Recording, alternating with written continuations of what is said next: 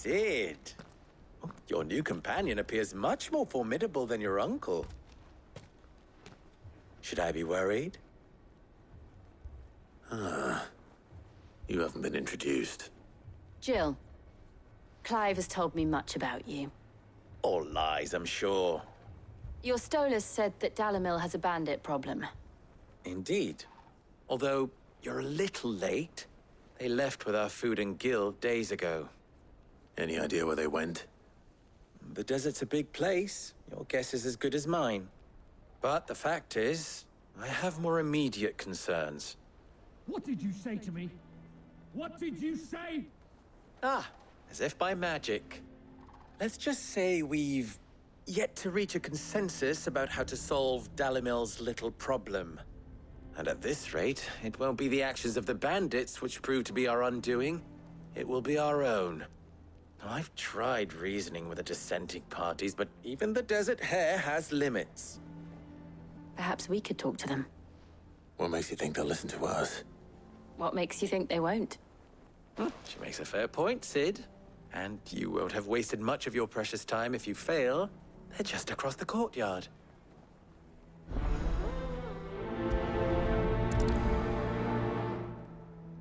Suppose we just follow the shouting.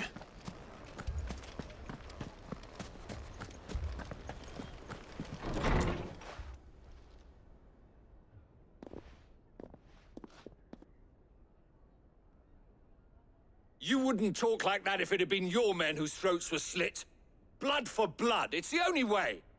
We hire mercenaries and have them mount the bandits' heads on our walls as a lesson to the rest. And what happens when those mercenaries are slaughtered like your men? Are you going to hire more? We're better off using that coin to buy food and supplies. If we hire mercenaries, the only thing we're buying is the bandits' ire. And you cannot fill empty bellies with that. Do you hear me? But what happens when they come back? Maybe it'll be your throat that's slit. That's enough. Both of you. Any more of this and I'll throw you out myself. Come back when you're ready to talk like adults.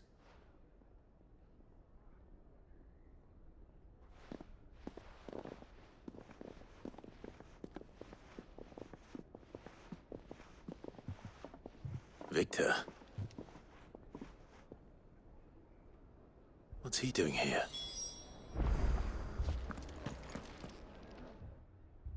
Sid. And Lady Jill. What brings you here? I was about to ask you the same thing. Costness is in chaos, and the markets have all but ceased to operate. The Briar's Kiss here in Dalamil is the only place I can reliably obtain supplies. I was here to do just that when Master Lubor told me of his troubles. He thought I might be able to talk some sense into these fools. But if you're here, I suppose his patience must be waning. Who are those people? Those were the thorns in Lubor's side. And the reason this place might be headed the same way as Costness. It's these accursed skies. The darkness is enough to drive a man to madness. Or an entire city, for that matter. We're still working on the skies. But in the meantime, perhaps we can find a solution to Dalamil's problems. I hope so. For all our sakes.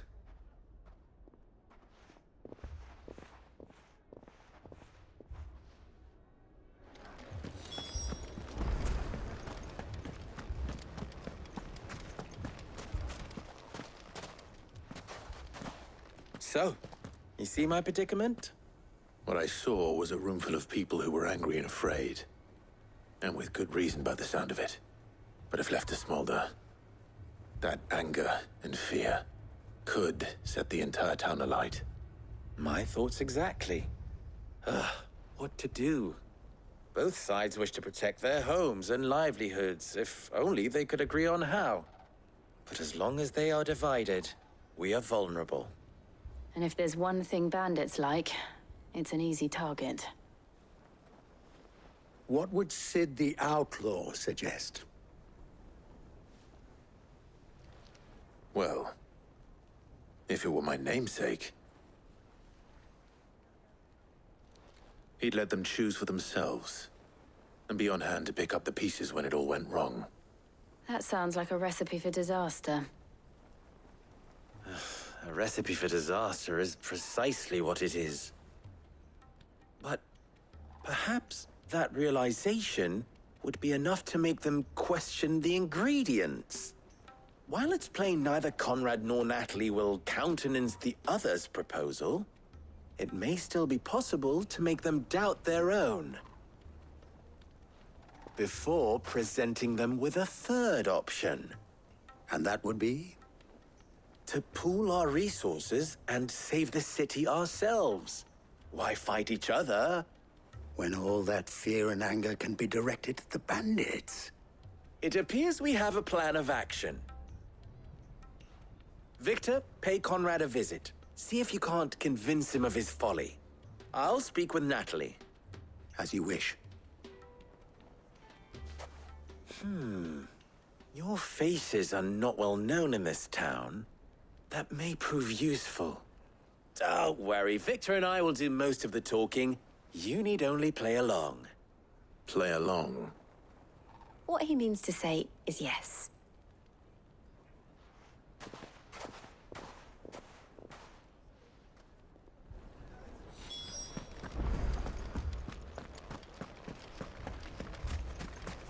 Picture it, Conrad.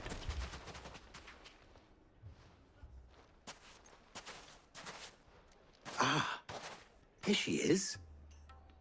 The Lady of the Spear herself.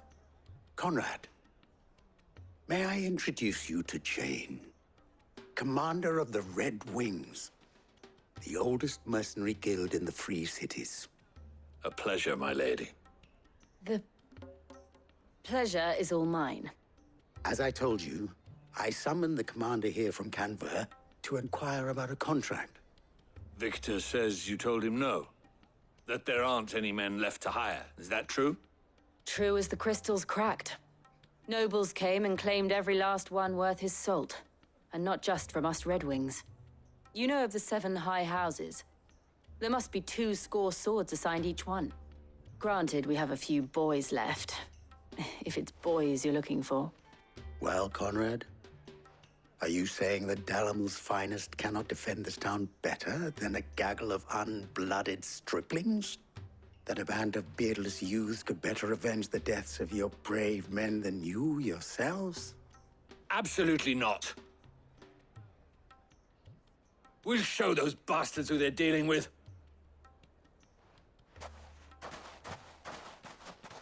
I can't believe that actually worked. Conrad's not what you call the brightest candle in the crypt. And there's a reason why I had you do the talking and not Sid. Well played, my lady.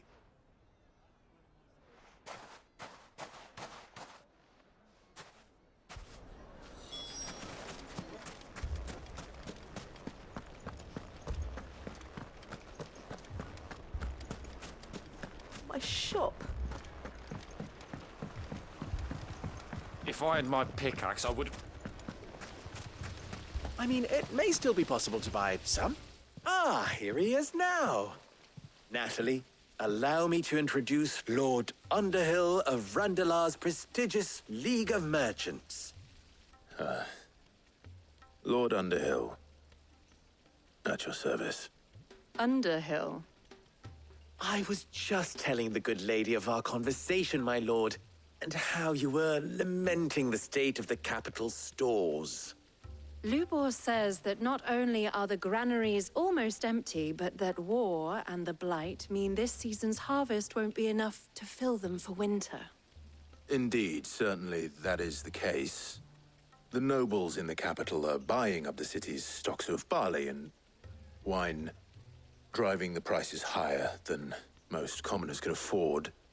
It is only a matter of time before the peasants revolt. It is worse than I thought. If what Lord Underhill says is true, I fear we have little hope of supplementing our stores, meager though they regrettably are. And while I applaud your endeavors to dissuade our more bellicose citizens from seeking vengeance, I sense Conrad is not wrong in his assessment of the bandits' likely return. Which means that now, more than ever, we will need to secure what little we still have. Food, weapons, herbs, everything. If our humble town is to endure not only this hardship, but those that are certain to follow, we must stand united. All right. If it will help to protect my home, I'll do it. But you needn't have gone through this charade.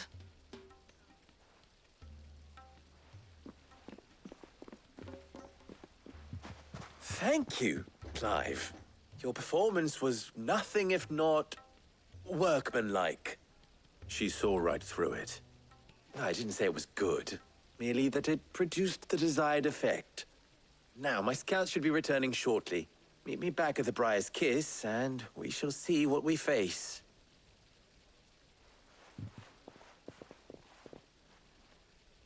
I'm not convinced our roles in this ruse were entirely necessary. I don't know. Conrad seemed quite taken with you. Mummy, I'm scared. Oh, I'm ruined. Good news, Sid. Both Conrad and Natalie have somewhat gracefully accepted their new roles. With time, they may even learn to. Time no longer appears to be the luxury it was before lunch. I take it your scouts found the bandits. Technically, it would be the bandits who found my scouts. It appears they march for Dalimil as we speak. All of them. You're not serious. They don't just want food, they want the whole damn town.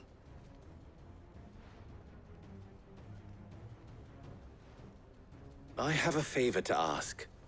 I'm told the bandits march in two groups, one from the south and one from the desert, in a move doubtless intended to stretch our already gossamer-thin defenses.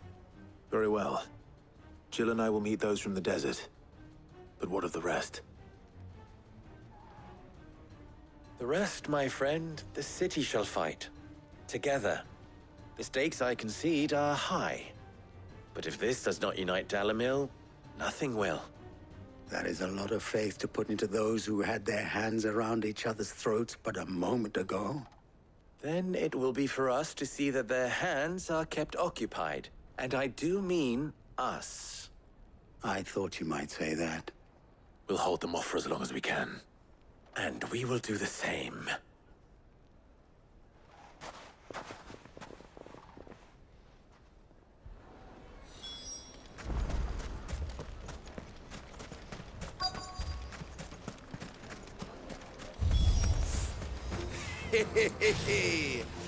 The womenfolk have come to welcome us. I'll take that one. He's all yours.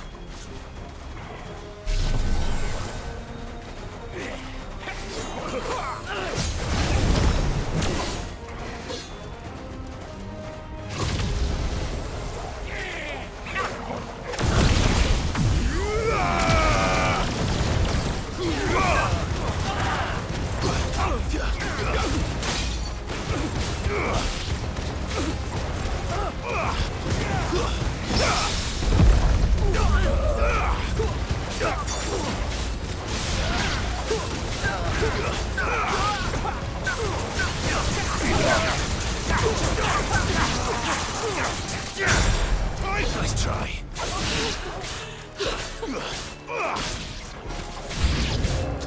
They mean to overwhelm us. Stay down.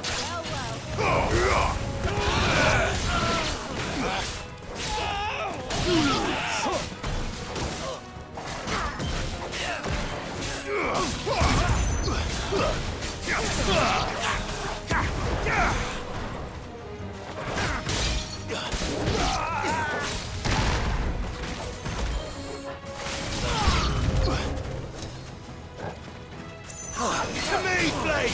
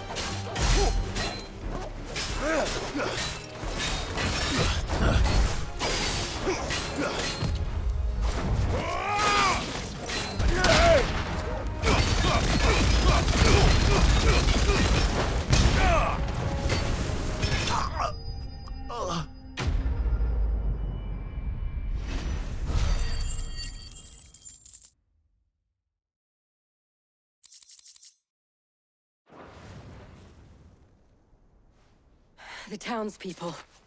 Could they have held out?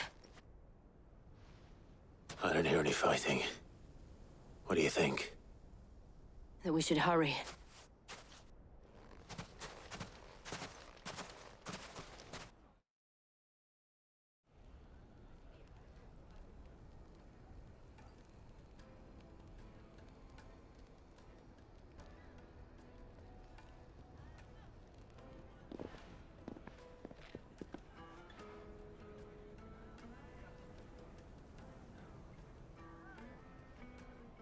Natalie, I owe you an apology. You did well out there. The inn would have been lost had you not held the line.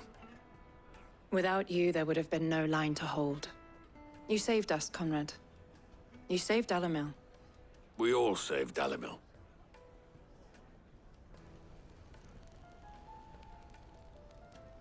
Conrad seems to have had a change of heart. I'd say they both have. I take it from your presence that our visitors from the desert won't be joining us either. Pity. The plan worked, Sid. Granted, it only took an army of bloodthirsty bandits at our gate. Calm now, Victor. Why quibble over the details? We are united, and that is all that matters. As for you, Sid, you fight considerably better than you act. I'll take that as a compliment.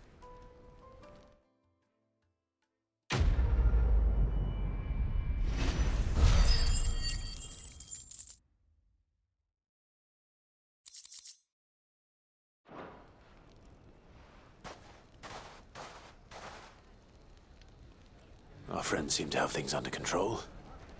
For now, at least. Let's go and put Otto's mind at rest.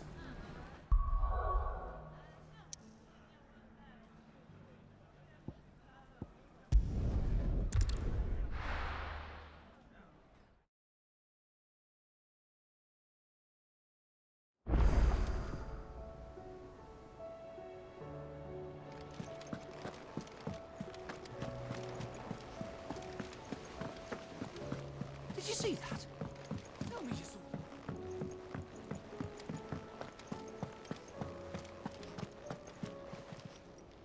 How may I help you today, Clive? Is everything we've received and everything promised? Here you are. Come again. I may have more for you. Was wondering when you turn up. Had owls from all our friends thanking you for your timely intervention. How is it you always manage to arrive at just the right moment? Luck, I suppose. Any word on the rest of the realm? Let's see. Storm's still crying out for mother crystals. The nations are still in chaos. And the skies are still the colour of a kick in the kidneys 2 days on. So... Right. Clive, we knew this was going to happen. Well, not the bleeding skies part, but you take my point. Now's not the time to second-guess yourself. Now's the time to visit the infirmary. Talia says your brother's awake. Thank you, Otto.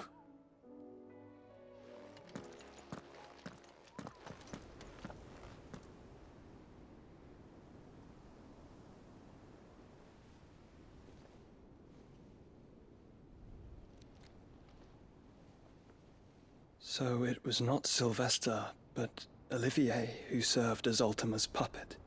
And when Dion learned of this, he sought to slay the fiend.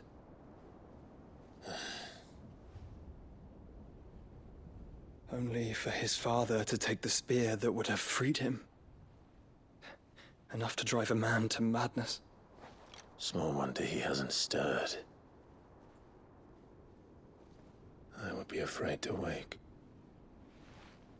Had I but reached out to him sooner, warned him of the threat Ultima posed. But now, both an empire and her prince lie broken. Joshua, what do you know of Ultima?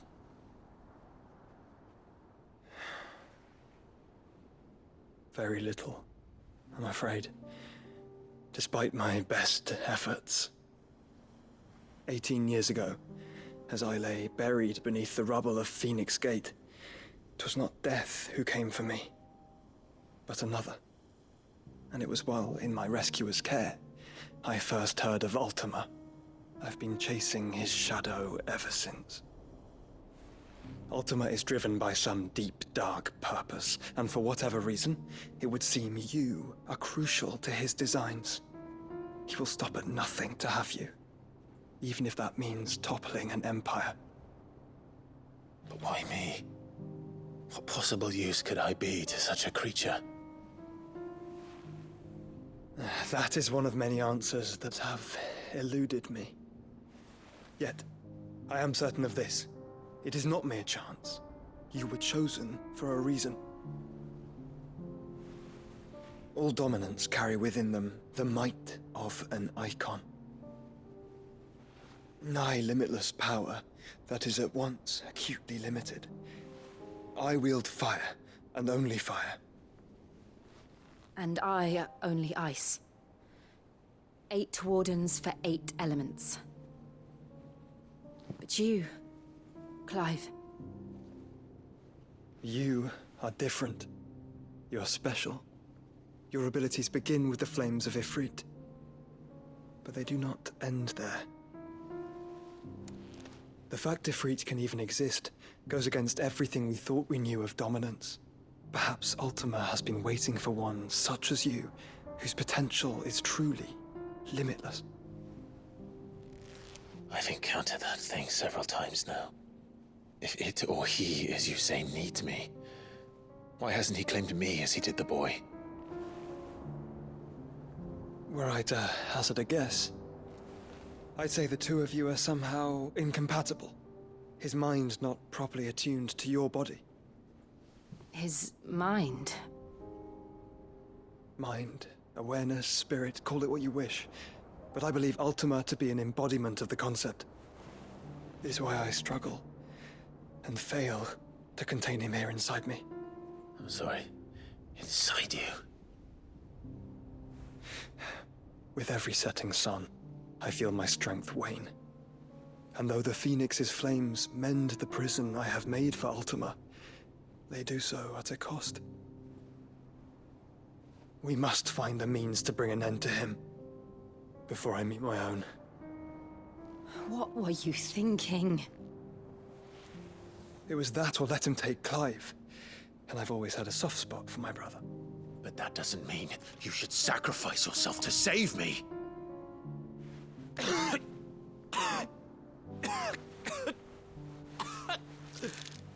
Joshua. Clive, it's Gav. There's an army of Akashic at the gates of Canver.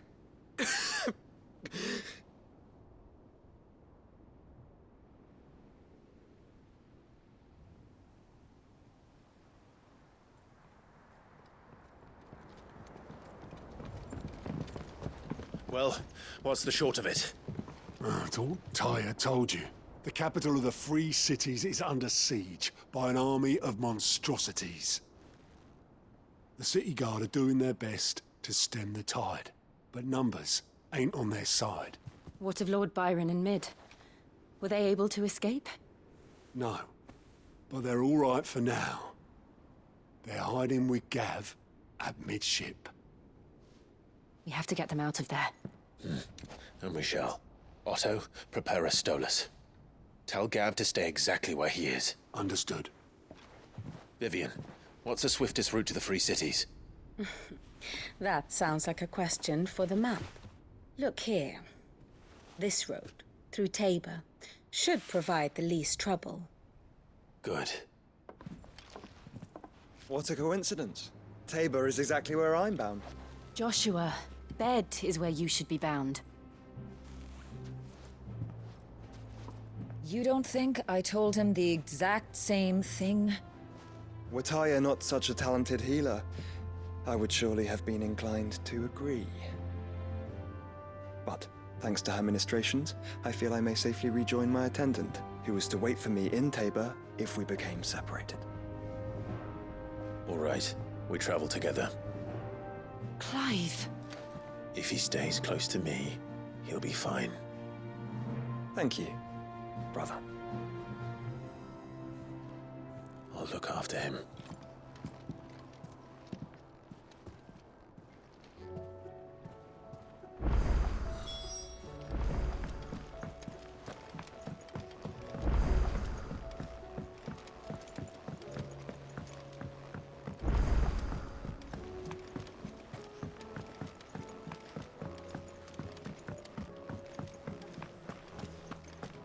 Seems the hideaway's lost its appetite. Oh, that blasted book.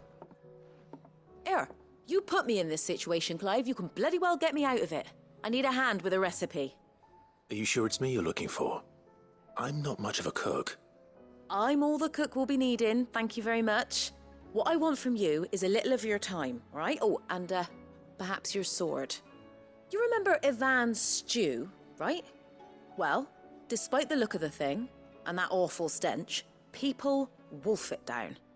So I thought I'd try making one of these supposed masterpieces myself. Had a peek at the book and gave it a go, but, well... It wasn't as straightforward as you'd hoped. Ivan had the same problem. Yeah, but this is my blimmin' kitchen, and I will not be outdone. So if you don't want to be seen as playing favourites, I suggest you lend me a hand. I've never been one to play favourites, Molly. And I would be only too happy to lend you a hand. So, what's on the menu this time? A fried mortress of skyworm. That's one heck of a name, innit? Recipe seemed easy enough to an old hand like myself. Thought I'd followed it to a T. Only, turns out skyworm livers and drake's mint are not what I thought they were. At least I hope they're not, given the rancid mess they made. Ivan said the recipes in the culinary pilgrimage date back centuries. Who's to say the ingredients even exist anymore? Wow. That's a question for a scholar, wouldn't you say? Perhaps you know of one?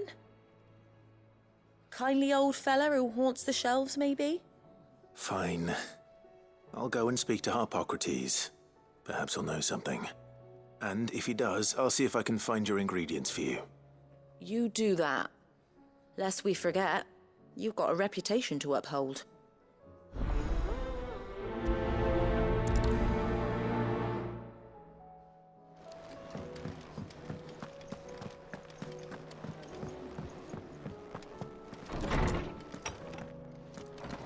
Is a storm coming, Sid?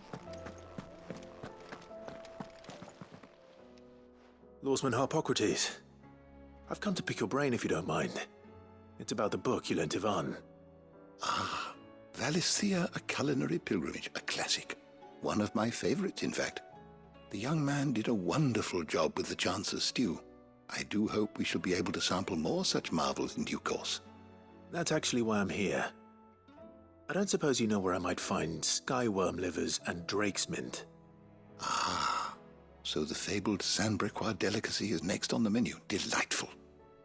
The descriptions of fried mortress never fail to make my mouth water.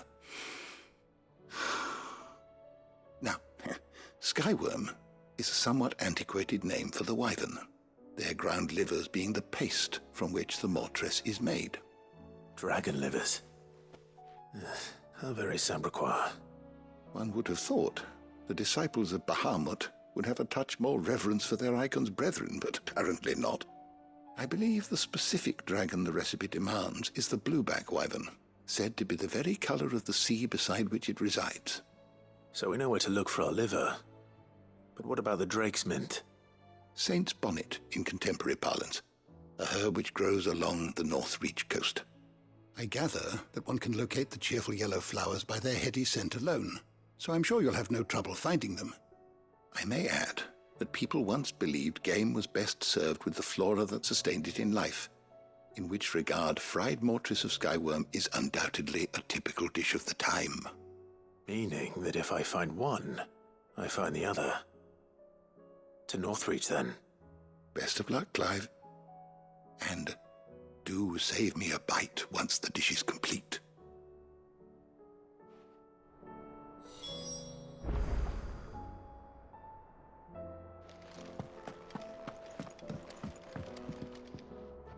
Sid, perhaps you can help me solve a mystery. I can certainly try. Who's gone missing this time? It's not who, but what. Mid's scales, the ones she made for her workshop. I borrowed them to teach the little ones about weight, and shortly after the lesson, well, they vanished. My first thought was that they'd taken them off somewhere to play, but when I asked, they swore they had nothing to do with their having disappeared. Which almost certainly means they had everything to do with it. Perhaps a visit from Sid will jog their memories. I think it just might. Thank you. I don't like to imagine that my pupils would lie to me. But if they have, I'll have no choice but to discipline them accordingly. They were in the atrium when I last saw them, as always.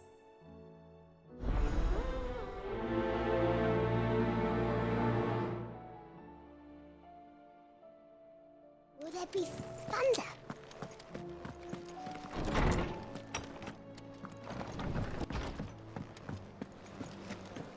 Seems the hideaway is lost.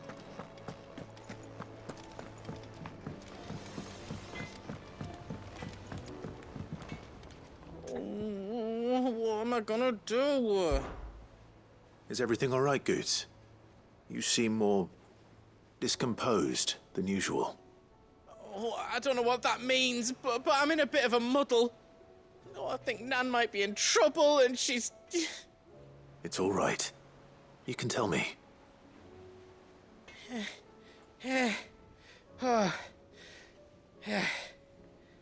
There was a trader came by. One of our usuals, like. Said he'd heard some rotten rumours about her down Dalimil Way. Folk are saying she's been selling to bandits and cutthroats and that. I mean, she's fond of a chance to make a coin or two, aye, but she'd never do business with baddies. Especially not the kind who go hurting people who haven't done out. I wanted to ask her about it myself, but I'm scared she'll give us a tongue lashing. She'd never give your tongue a lashing, though, would she? Don't worry. I'll speak to her. Oh, thanks, Clive. You'll let me know what she says, won't you? Of course. I'm sure it's all just a misunderstanding.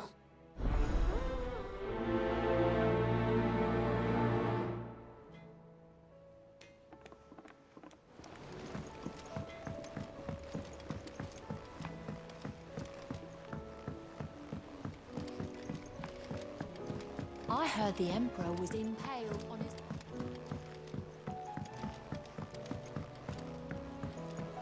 We're all gonna die! You hear me? What do you reckon we should do? I say we should just tell Michelle.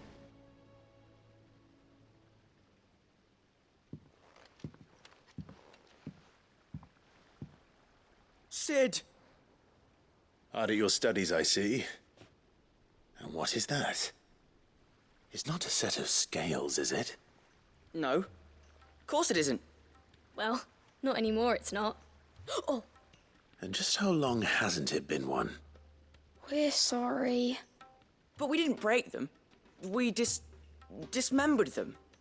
Just like Miss Mididol showed us. Miss Mididol? And why would she have you dismembering her creations? Because that's the only way to become a ninja-near. Miss Mididol said, the best way to see how something works is to take it apart and put it back together again. Well then, your work is already half done. Carry on. About that. The taking apart was easy enough, but it's the putting back we can't work out. Speak for yourself. The heavy thing goes at the bottom. Then...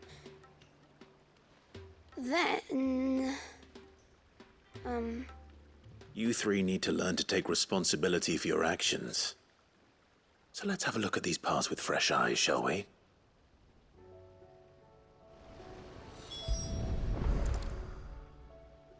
All right.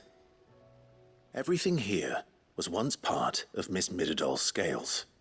Every piece has its own role to play, and each is just as important as the others. If even one of them is missing, the scales won't work. So let's think about what those roles might be. You already know one of the pieces, the body. Its role is to support everything else. But what of the others?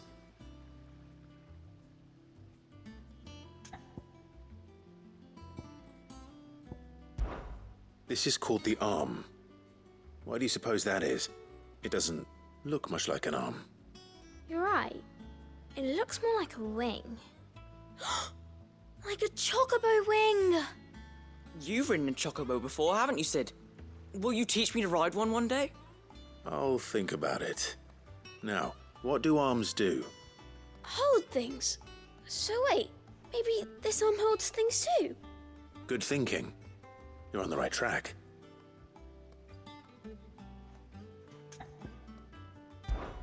These round parts are called the pans. You all know what a pan is, don't you? I do. Molly uses them in the kitchens to fry bangers. But these aren't for frying bangers, you idiot. They're for weighing stuff. But what if I wanted to weigh Goots? I don't think he'd fit on that little thing. Probably not. What are the chains for? Holding the pans up? Well spotted. Which means something must hold the chains up in turn.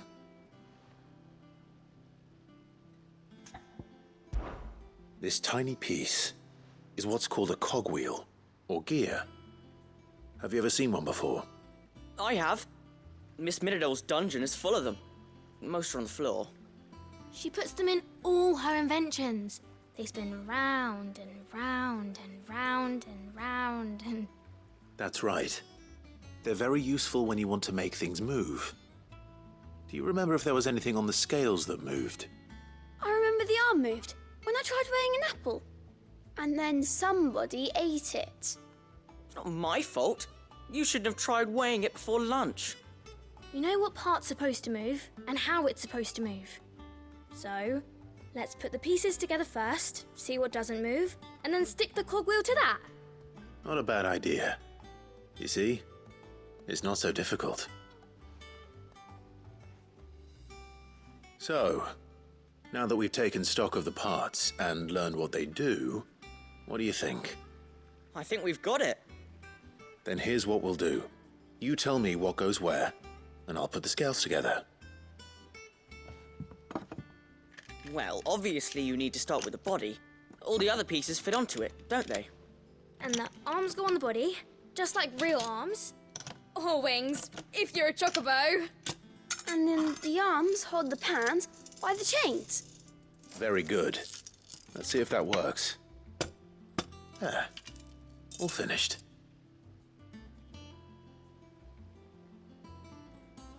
Yes! We did it! Well, with Sid's help. Oh, I just put the pieces together. It was you three engineers who showed me how. That's right. We're Miss Middledale's hares. Her hares? Yeah, hares for the future. She's showing us her secrets now, so we can help out the hideaway when we're older. What do you think, Sid? Are we almost ready? With a little more help from Miss Middledale and Miss Shirley, I'd say it won't be long at all. You hear that? It won't be long.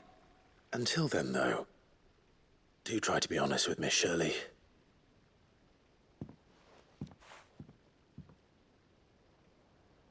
Hey, look!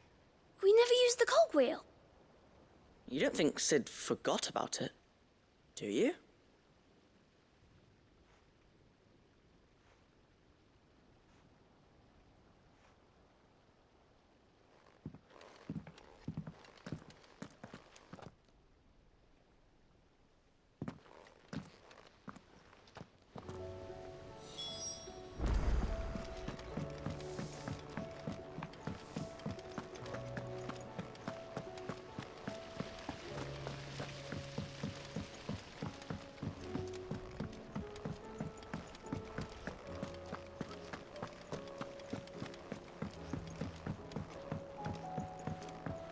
Did you see that? Tell me you saw it.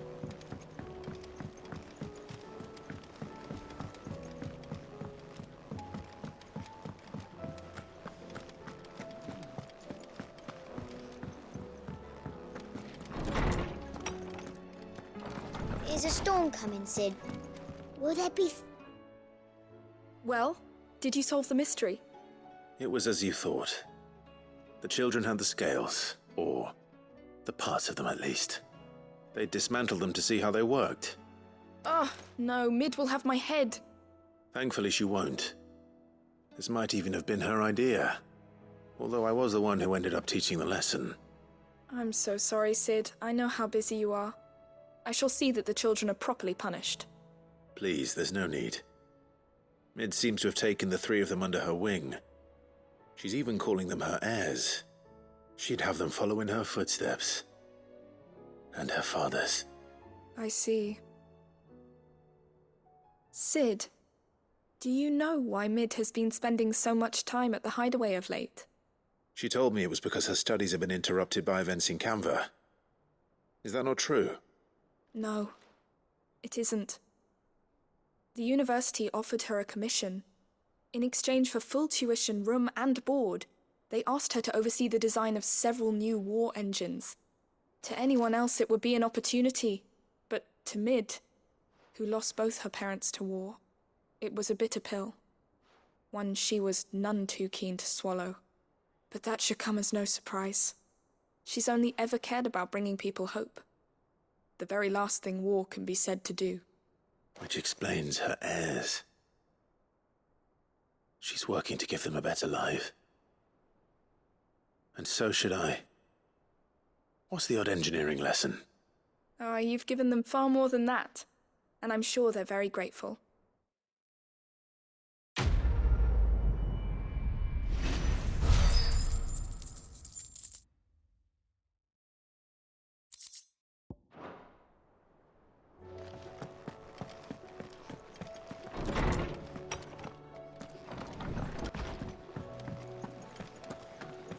Seems the hideaway is lost. Lady Karen. How's business? Not nearly as foul as the weather. You're doing good trade then?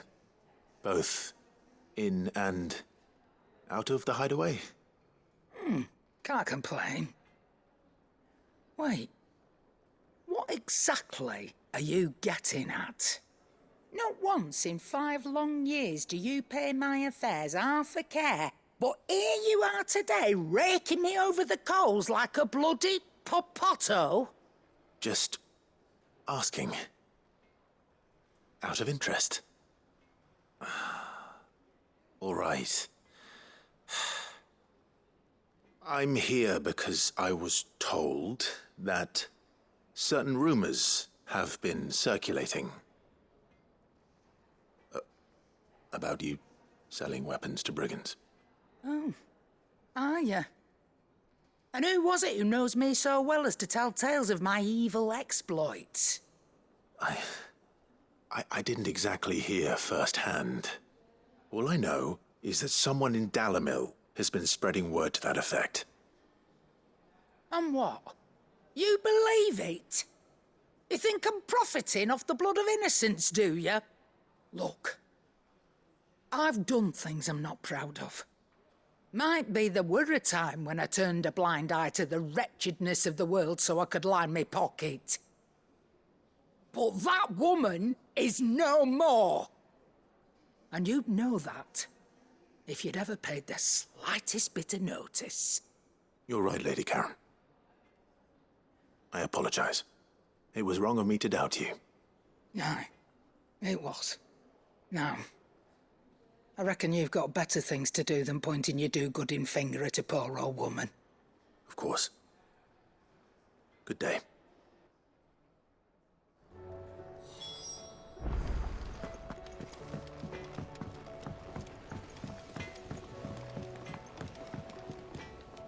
I spoke with Lady Karen. What did she say?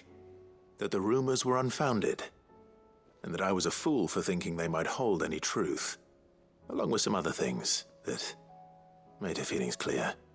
And while it sounds like she may have done things she regretted in her past, she says those days are behind her. Oh, well, that's good. I knew Nan wasn't caught up in out bad. Why would people say she was? What did she ever do to them? It's not right. No, it's not. But people do things for all sorts of reasons. Perhaps we'll never know. Well, I'm going to find out. That trader, he said they were all talking about her in Dalimil. So that's where I'm going. I'll find someone who'll tell me, you'll see. Are you sure that's wise? Whoever's spreading these rumors means Karen ill. Oh, right. But that's why you'll be coming with me, isn't it, Clive? I suppose it is.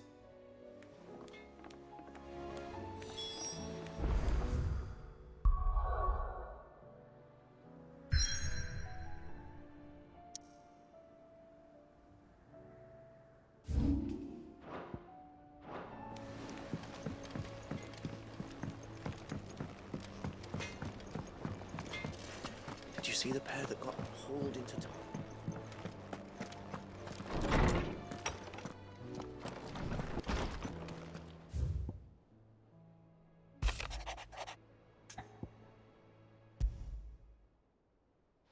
Rutherford. Wasn't that the name of my uncle's manservant? Why would he be at Martha's Rest?